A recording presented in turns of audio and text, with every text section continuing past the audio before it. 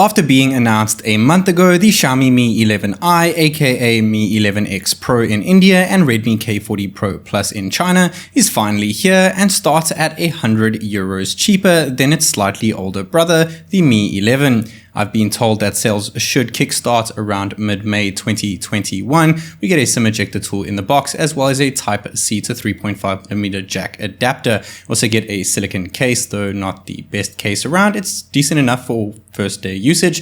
And we get a couple specs on the front of the phone on the wrapper, and they look pretty darn impressive. We get a USB Type-C to Type-A cord in the box, as well as a 33-watt charger in the box, and it can't charge any faster than 33 watts. That being said, it's time to go ahead and unwrap this guy.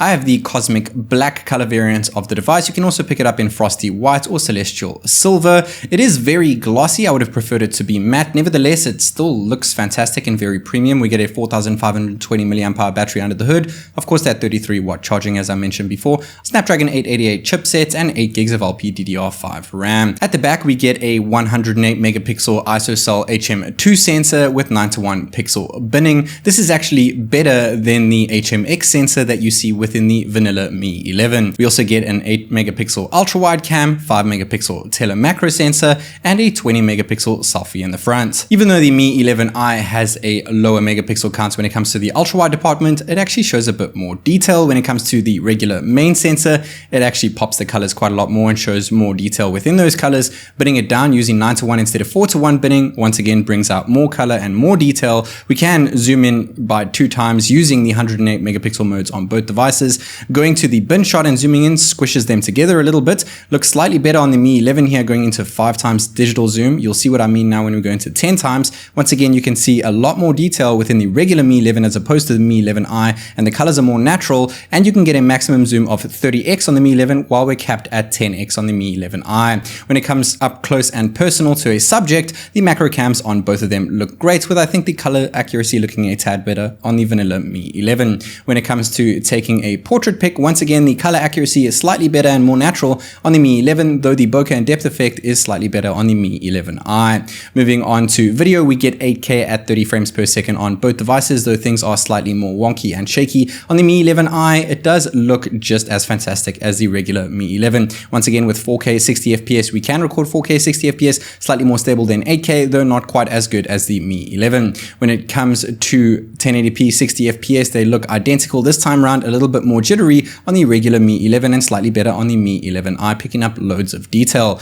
We can shoot ultra wide at 1080p 30 FPS on the Mi 11i, while the Mi 11 can shoot all the way up to 4K 30 FPS using ultra wide. When it comes to the selfie, I actually think the Mi 11i looks better, even though they're using the same selfie cam. And they can both record 1080p at 60 frames per second using video when using the selfie camera. Let me know which one you guys think looks and sounds better between the brand new Xiaomi Mi 11i and slightly older Xiaomi Mi 11. The cameras are absolutely fantastic on a device at this price point, but what about around the phone? Well, we get a fingerprint sensor within the power button on the right hand side. Not sure if that's your cup of tea. We get an IR blaster at the top, as well as dual stereo speakers at the top and bottom with Dolby Atmos. We get a USB Type-C port, though limited to 2.0 speeds, and we have dual SIM, though there is no expandable storage option. We have Gorilla Glass 5 on the front and back, unfortunately plastic frames, but that is to keep the ultra light, ultra thin design intact. And talking about design over here, it is glossy like I mentioned,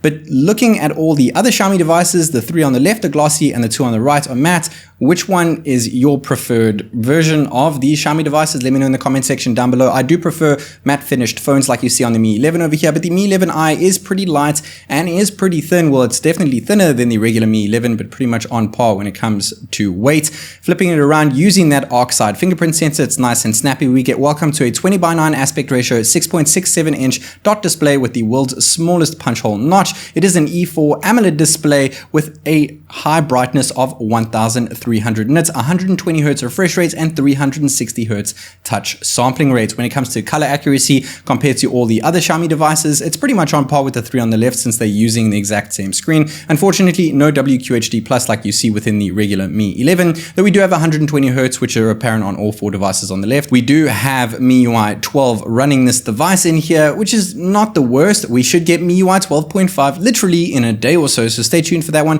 Very stock Android-like when it comes to global markets. To answer Xiaomi's question about what attracts me most in relation to this device, I would have to say first and foremost, its epic camera setup, specifically the incredible performance the main 108 megapixel ISOCELL HM2 sensor has to offer.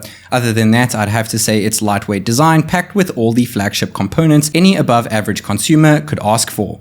If you don't care much for an aluminum frame, WQHD plus curved display, and wireless charging, then it's certainly worth saving $100 and opting for the Mi 11i instead of the regular Mi 11. Not to mention the Mi 11i packs identical hardware specifications, a flat display which most consumers prefer, and an even better main camera sensor. If you would like a more in-depth review on the device, be sure to check out my K40 Pro review, since the only difference between it and the Mi 11i is the main camera. I hope that you all enjoyed watching this video as much as I did making it. This is TechNick, and I'll catch you in the next one.